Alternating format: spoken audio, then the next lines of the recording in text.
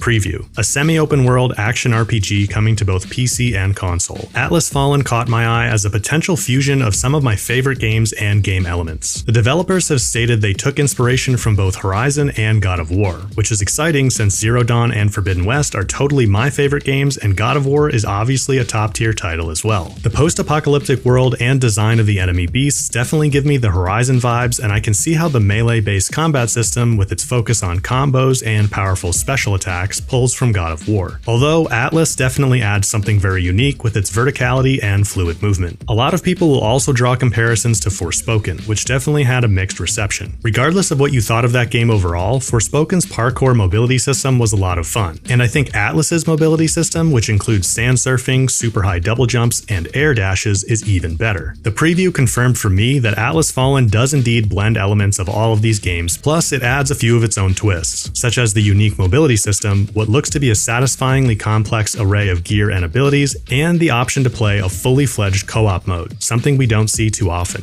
A few quick notes before we get started. The preview build was on PC, but it was recommended to play with a controller as mouse and keyboard controls haven't been finalized yet. We also weren't allowed to record our own gameplay, so everything you'll see here either comes from pre-approved B-roll footage or clips I've pulled from official trailers or Deck 13's recent insider video where they dove into some more details about the game. I'll link all of those videos below if you want to check them out. Okay, so my first impression from the reveal trailer was that mobility and combat looked really interesting, and after playing the preview for a little over 5 hours, I'm glad I can confirm that both are indeed a lot of fun. Instead of your typical sprinting, sand surfing is used to cruise around the map when on sand, and it's a fun way to traverse big open stretches of desert quickly as you explore. You'll need to explore upwards and cross huge chasms in the ground as well, and that's where even more unique movement mechanics come in. Starting the preview in the second main mission, I was already able to double jump super high into the air, and I quickly gained the ability to boost myself forward while floating with an air dash. Even just the first level of this ability combined with the double jump allowed me to span some huge gaps and access new areas, but later on, after enhancing my gauntlet, I was able to do 2 air dashes in a row, extending the time I could stay in the air and making traversal even more interesting. That gauntlet is a central part of the main story, and it's similar to Forspoken's Cuff, both housing a spirit who will help guide you on your journey and powering all of your mobility and combat abilities, which are tied closely together. Of course, sand surfing gives you a fast way to reposition in combat, but it can also enhance your primary and secondary weapon attacks, as they'll change to more powerful versions when triggered while surfing. This worked for both the axe and whip weapons I had access to, and I quickly realized that combos like this, as well as combos triggered by alternating weapons and chaining various types of attacks together, are a big part of combat. Combos were both fun to use and rewarding when executed properly, and even in my short time playing, I uncovered a number of different ones through experimentation, so there's a nice element of discovery and mastery here. The surfing combos are just horizontal though, and the really unique part of Atlas Fallen's combat system is how much verticality you have. Using either the double jump or a special launch attack that lifts you upwards, you can easily get into the air where you have a different angle on the enemies, called wraiths. You can even stay airborne indefinitely by alternating between landing hits and using the mid-air dash. Staying airborne is relatively simple, but doing so while also dealing damage effectively and blocking attacks is a fun challenge. Verticality also becomes important for larger wraiths, which have armor plates on different parts of their body that you need to destroy in order to kill them. Some of these plates are high up, so you need to get airborne to hit them. Altogether, I ran into a handful of different enemies in my short time with the game, each with unique movesets and vulnerabilities to discover and exploit. Based on what we've seen in the trailers, I think we can expect at least 5 to 10 more regular enemies as well as a variety of unique bosses and mini-bosses, so it seems like we'll have a pretty good variety. Parrying is also a very important element of combat, and instead of a regular shield, we again get a cool gauntlet-powered alternative here called the Sand Skin, a protective layer of sand that forms around your body. Parrying works just as you would expect though, with enemies telegraphing certain attacks with a red flash indicating when to hit the block button. When you nail it, you'll get a satisfying sound effect and the enemy briefly becomes crystallized, which immobilizes them and makes them more susceptible to damage. There's also unblockable blue attacks though, which you'll need to avoid either by dodging, air dashing, or cruising away with the sand surfing ability. If you get hit by these, you'll not only take damage, but they'll also drain your momentum bar, which is fairly punishing since momentum is a really important aspect of combat as well. The blue momentum bar has 3 levels and gets charged as you land hits. It's Atlas's take on the typical RPG stamina bar, but there's actually a few layers of functionality built into it. As it charges up, your hits deal more damage, but this is balanced by the fact that you'll also take more damage if you get hit. Each time the momentum bar reaches one of the 3 levels, your weapons will will morph into more powerful versions. Plus, your moveset will evolve, and you'll also have an opportunity to use the Shatter ability, a special heavy attack that instantly crystallizes nearby enemies and deals a lot of damage. I can't think of another game that has a stamina bar that works quite like this, and I think it's a pretty cool system. Overall, while the combat system is, at its core, a hack and slash, elements like the armor plating zones on enemies, a full third vertical dimension to utilize, and the presence of so many different combos adds layers of complexity that I found both engaging and rewarding. To enhance your combat abilities, we have Essence Stones, which you can either find or craft after discovering their recipes. Essence Stones come in 3 tiers and can also be upgraded to enhance their abilities. They also come in 2 variants, passive ones that do things like increase your attack strength, and active ones that give you special attacks to use in combat. These special attacks operate on a cooldown system, and even in the few hours I was able to play, I found a decent variety of them. You also have a slot to equip an idol. The idols themselves each have a different passive boost, but they all function as your healing mechanism as well, building up as you land hits to give you charges you can consume to heal. You can imagine how having healing be dependent on landing hits really puts an aggressive slant on combat. Of course, there's a skill tree as well, which Atlus calls perks, and most of the perks could be upgraded 3 times. Coming off Hogwarts Legacy, I was really pleased to see that the perks in Atlus can be reset at any time, which is good because it seems like you'll rarely get the resources you need to unlock them. There's also different armor sets you can purchase from merchants to increase your stats, which are upgradable as well, and it appears you can customize the look of your armor with dyes, similar to how outfit dyeing works in Horizon, but with even more customization for 5 different zones of the outfit, as well as a slot for a cosmetic item, which I'm curious to find out more about. Altogether, we've got a nice variety of RPG gear and ability elements here that I think will be fun to dive into and will give a lot of options to create builds that suit your playstyle. Not everything about combat was perfect though. For example, I found it strange that the health bar wouldn't fully respawn passively when outside combat. Instead, I had to go to an anvil, Atlus's version of a campfire, and pay essence dust to heal. I couldn't really tell if this was a big deal or not. Maybe essence dust is plentiful and so healing is relatively cheap. I also saw that some of the perks would allow me to heal in other ways once unlocked, so maybe I just needed to be using some of those. Another major potential drawback with combat is that it's very loose. There really doesn't seem to be any finesse or subtlety to it. Like I said, despite having some really cool additional layers, at its core it's a hack and slash, and basically all of your attacks are so large and sweeping that you'll hit what you need to hit as long as you've got the character positioned close enough. Some players will like this a lot and others won't, and that just really comes down to your preference in game combat. I personally love the combat in Horizon because it rewards careful planning and accurate aiming, but I still found Atlus's combat a lot of fun, and a big part of that comes down to just how different it is with the mobility options and variety of combo moves to discover. I should also mention that there's 3 difficulty levels: easy, normal, and hard. I played about half the preview on normal and half on hard, swapping back and forth to test the difference, and I think they're in the right ballpark. Normal felt a little too easy to me, but that might just be because I only ran into a handful of enemy types. Hard did feel pretty hard, with much tighter parry windows and increased enemy damage. I am a bit worried that the hard difficulty could become a little too easy with upgraded gear though, so hopefully they have a plan to keep it challenging. I also have to admit that I wasn't a fan of the default controls on controller. Dodge was set to right bumper by default, and healing required holding left trigger and pressing X, or A on an Xbox controller. That being said, it looks like we'll have full support for remapping both controller and keyboard bindings, which would be really nice. It's possible this was only present because it was a preview build, but I really hope they keep that option in the release version, particularly for controller. Graphics are another big topic of course, and the couple of Atlas Fallen trailers that have been released so far definitely try to impress upon you an epic setting with high quality visuals. And while the rendered scenes in these trailers are, of course, higher quality than real gameplay, the game does look good overall. Don't get me wrong, you're not getting Horizon or a Plague Tale Requiem level graphics here, at least I don't think so based on the preview, but the landscape does look really good, is well designed, and is fun to explore. It seems like you can pretty much go wherever you can see, but access does depend on upgrading your abilities, namely the power of your gauntlet to move larger obstacles like gates out of your way, raise sections of bridges spanning huge chasms, or boost you to the air with the air dash. Obstacles like chasms and gates divide up the map into a sort of network of islands, elements. And I think this is why they're calling it a semi-open world.